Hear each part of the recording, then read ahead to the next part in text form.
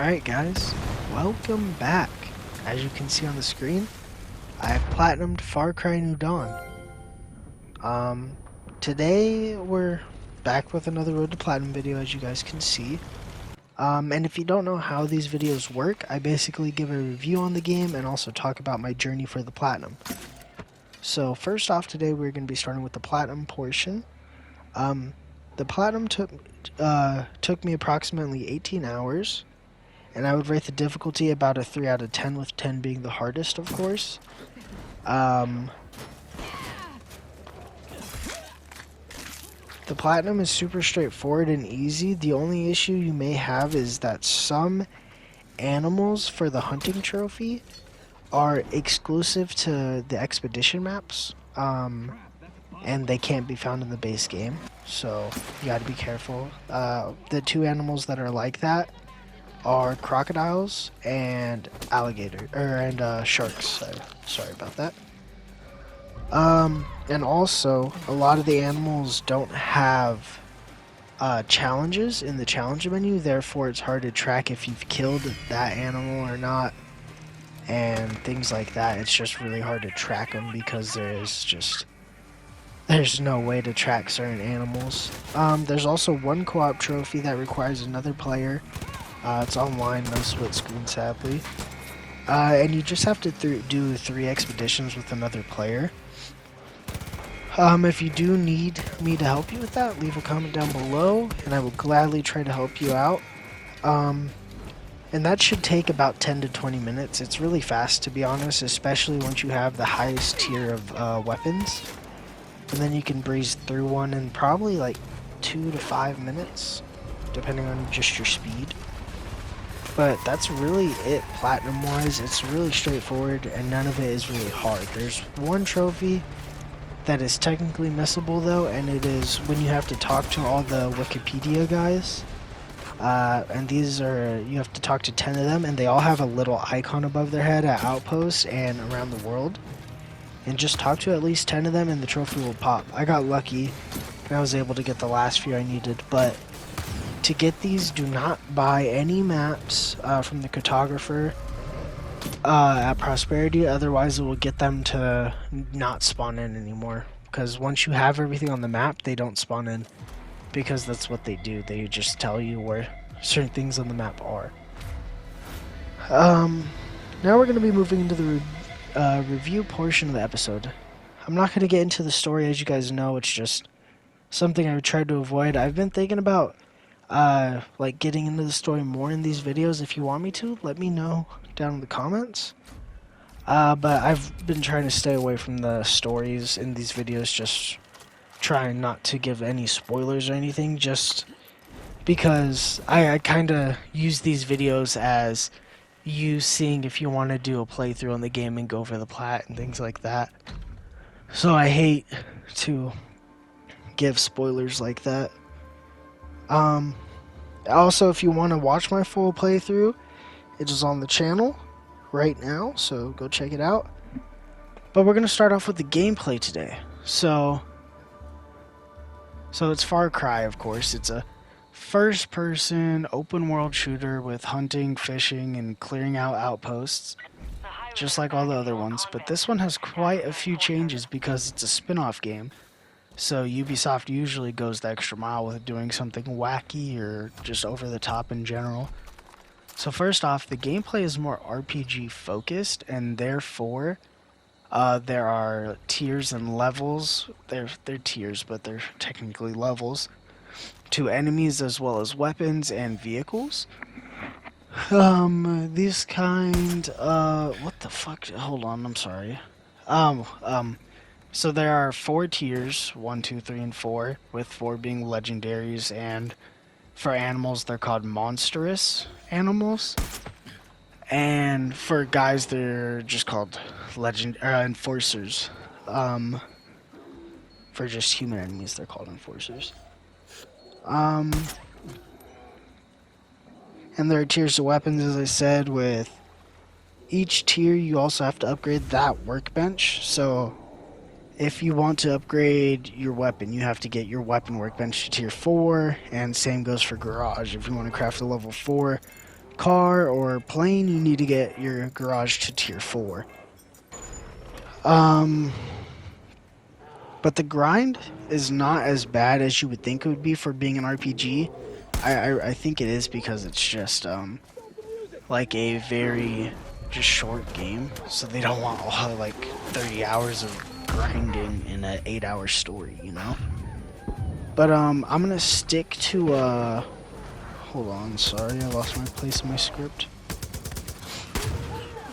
Oh my god, I'm so sorry.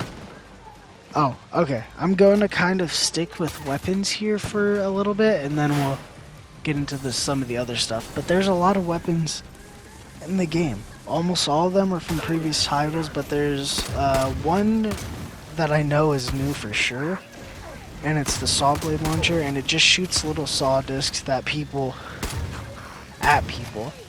There's different firing types depending on which one you craft, such as magnet, ricochet, lock-on, as well as just normal single fire, as well as there's one that shoots in like a wave, so it'll shoot straight across the screen, out, and just fucks up like 10 guys at once sometimes. And weapons all require different crafting materials. Oh, sorry. I'm filming this at like 2 in the morning, so I apologize for the yawning and stuff, and just being kind of out of it. And weapons all require different crafting materials. Some require legendary animal skins, but majority of them will be titanium, duct tape, components, gears, and things like that. And every weapon can also be upgraded further. And this goes on infinitely, and it will increase the damage by 5% each time, and this requires ethanol, which I'll get into how to get in a little bit, and it also requires the other materials I just talked about. So ethanol is the main currency of the game, and it's actually like, well, it's not currency, it's the main currency to like upgrade stuff, and you can actually use this to upgrade all your workbenches. I'm so sorry. But you can use this to upgrade all your workbenches at prosperity. And it'll also upgrade prosperity as a whole. And it requires the same other components I was just talking about: gears, springs, components, titanium, duct tape. But they're getting back to guns real quick. There are many guns. Sadly, there's no gun customization, though. In this game, you cannot switch attachments or presets. There are no skins this time around. They're all attached to whatever gun you craft as well. Also, there is microtransactions in this game, but they're purely shortcuts. None of the guns are exclusive to microtransactions, and there's no outfit or anything exclusive to microtransactions. They all can be crafted and unlocked in various ways throughout the story. They just take a little bit longer to get. And they also sell materials, but you really don't need those once you unlock expeditions. Materials are really easy to come by. Now we're going to get into the open world of the game. Right away, the open world is beautiful. It's post-apocalyptic Hope County. If you don't know what Hope County is, it is the place that Far Cry 5 took place, and it looks really cool. There's a lot of side missions. I'll get to those in a second. I don't know, but the open world is very beautiful. It's has a lot of vibrant colors and flowers everywhere, and it's just a really pretty take on post-apocalyptic. But now getting into the open world activities, there are side missions, which these two I'm about to talk about are the collectible missions. And there's one where you have to find photographs at their original location, like you compare before the bombs fell and then after. And real quick, the world is colorful, as I said, and it did what Rage 2 did in terms of atmosphere and color design. The game is very bright, and there's pink and blue and all these colors everywhere, just exactly like Rage 2 did, which came out, I believe, this same year. There are also a lot of the same animals from Far Cry 5. They just look a... I'm so sorry. There's a lot of the animals from Far Cry 5 are in here as well. They just look a little different from radiation. Like, they'll just... Parts of them will be glowing from being irradiated. And some of them are just albino now instead of normal. Things like that. There's not many side quests in this game. There's the one I talked about where you have to find the photos. There's another one where you find music players. And those are the 2 collectible quests I was talking about. There are also side quests to unlock new guns and things for hire. And the 4 guns for hire are Jerome, Nana, the Judge, and Carmine. Carmine is Nick Rye's daughter. Nana's a new character. Jerome is from Far Cry 5. And the Judge is the deputy from Far Cry 5. And Herc is also in the game as well. There are also 2 new fangs for hire. One is Timber Dog and the other is Horatio, which is a giant boar. Both those fangs for hire quests are easy. You just find them and pet them a few times and they're your friend. The other ones have a little like quest to go with them. And that's it for side quests. There are no other side quests in the game. There are also outposts, of course, just like all the other Far Cry games, but in this one, they work extremely better and are just a way better system than other Far Cry games, including 6. So you clean out an outpost each time, and that will reward you with ethanol, which I said earlier you need to upgrade prosperity and your different workbenches. But each time you get an outpost, it gets you ethanol. And then you can salvage said outpost for more ethanol. And if you do it even more and more, it increases the difficulty all the way up to tier 3, which will spawn tier 3 and legendary enemies. And your ethanol is higher each time you complete it at that higher difficulty.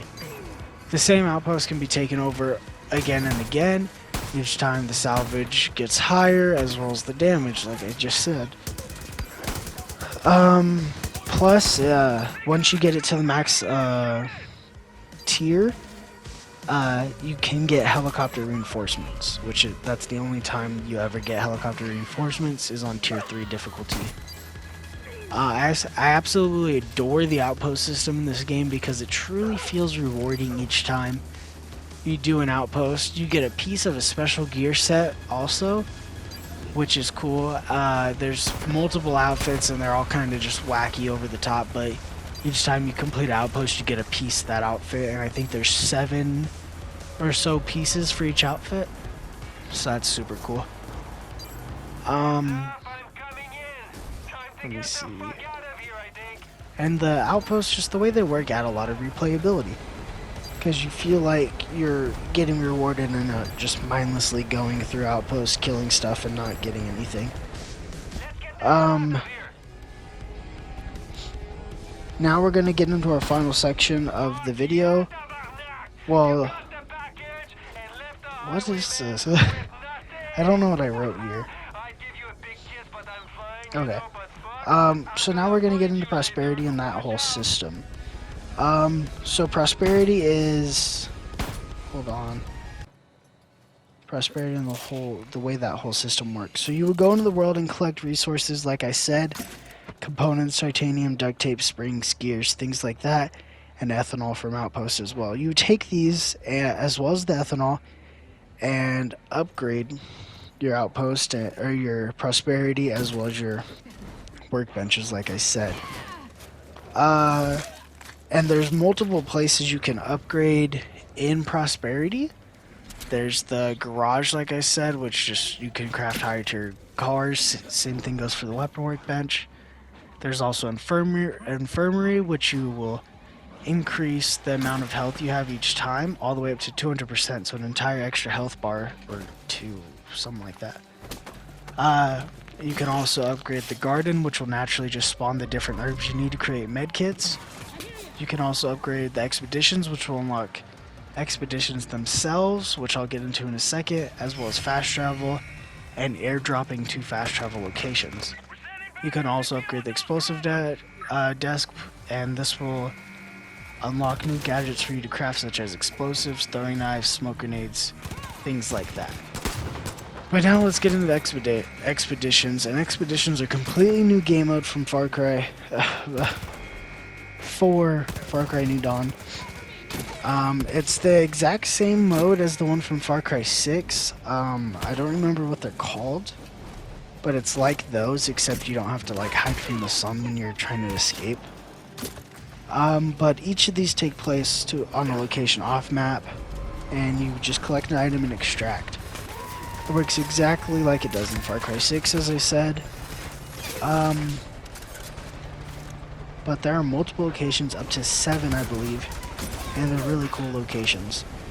One is a theme park, a massive naval ship, a crashed government plane in the middle of the forest, the Navajo Bridge in Arizona, Alcatraz Island, that is in San Francisco Bay, one nuclear plant, and a crashed space station. But these all have really cool and unique locations to the Far Cry and Far Cry series, and each expedition can be completed anywhere but from 5 to 10 minutes, and they range from difficulty each time you complete them. They go all the way up to tier 3, just like the outpost. And all expeditions reward you with massive amounts of titanium, motherboards, which are like a harder currency to get in the open world, duct tape, components, and even more stuff. It gets you everything you need and just massive amounts of it. You can complete expeditions over and over again as much as you want. There's not really anything else to talk about though, other than the perk system. Sorry, hold on. The perk system works exactly the way it did in Far Cry 5. When you get perk points from the open world and by completing challenges, and use these perk points, of course, to get different things. Like the ability to skydive, grapple, takedown, things like that, as well as like ammo upgrades and so on. You also can get superpowers once you get far enough in the games. This will unlock double jump, where you could, what the hell? You can unlock double jump, brawl mode, which is like just your fists do extra damage, ghost, which makes it harder for you to see, and then that's it for superpowers. But that's it for my review. The game was surprisingly good. I really did not expect to enjoy it as much as I did. But after playing the game on the channel and just playing through the story, it was really fun, and I just enjoyed the whole gameplay loop and system. The story was okay. I'd give the game a 6 out of 10. Which is really surprising to me, because I went into it completely expecting to hate the game. But I loved all the systems, and the rating would be higher, but it is a spin-off game. So the story's not the best. The open world is significantly smaller from Far Cry 5. The game overall playtime is just significantly decreased. So it would be higher, but it's a spin-off game. It doesn't have too much going for it, you know, because it's just doesn't have a lot. Because it's a spin-off game, it doesn't get as much love as a main title. But I really went into it expecting to completely hate it, and I didn't. I really enjoyed it, and I thought it was a fantastic game to play. But that's going to do it for this Road to Platinum video. The next one on the channel will be Assassin's Creed Origins. I also Platinum Life is Strange remastered already, so that's super cool. But yeah, stay safe out there, guys. I love you. Peace out.